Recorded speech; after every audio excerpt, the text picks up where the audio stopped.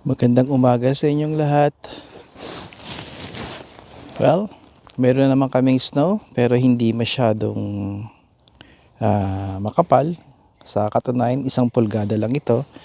Makikita ninyo, ito si Caprice, ang aming 30-year-old. No, 32 years old na kotse. Kita ninyo sa gulong niya, hindi masyadong mataas yung snow.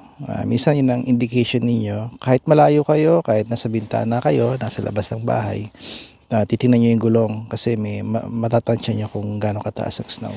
At tingnan nyo, nakita ko, ano yan? Yan ay kuneho. Dalawang klase ang kuneho dito.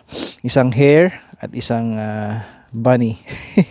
Ito ay kuneho, ano ko anong kuneho to, baka yung cottontail rabbit. Madalas marami kami dito doon eh.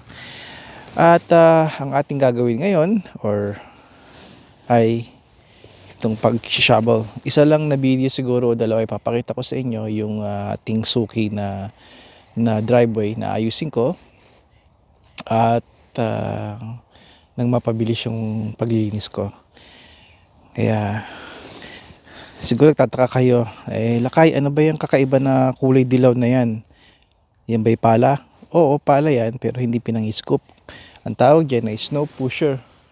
Okay? Tapos, yung pula naman nakita nyo na yon.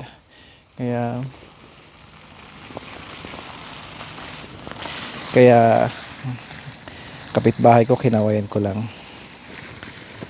Papakita ko to sa inyo kung gaano kabilis itong perfecto na shovel pag meron kayong mahabang driveway at ang snow ninyo ay 1 pulgada lang, 3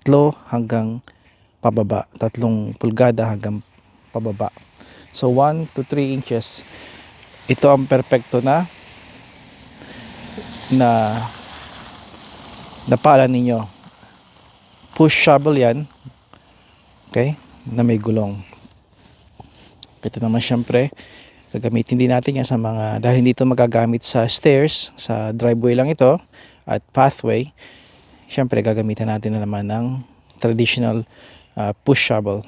Wala akong scoop shovel na gagawin. At andun yung trusted natin na tripod na galing pang Costco yan, around $50. Nasira na yung kanyang no, ito pa rin siya, yung kanyang adapter, yung kanyang yung nag-hold sa camera, di ba? I like this kasi may butas siya dito, tapos pwede siyang vertical or horizontal. Ito yung butas niya sa kabila. Yan. Okay. Alright, tuloy natin ito mamaya. Sa bahagi ng video na to ay pwede nyong matawag na ASMR, kung saan makikinig ninyo ang munting ingay na nanggagaling sa pala at driveway. Ipikit nyo lang ang inyong mga mata para lubusan itong mapakinggan. Hanggang sa muling video, paalam for now, mga kaibigan.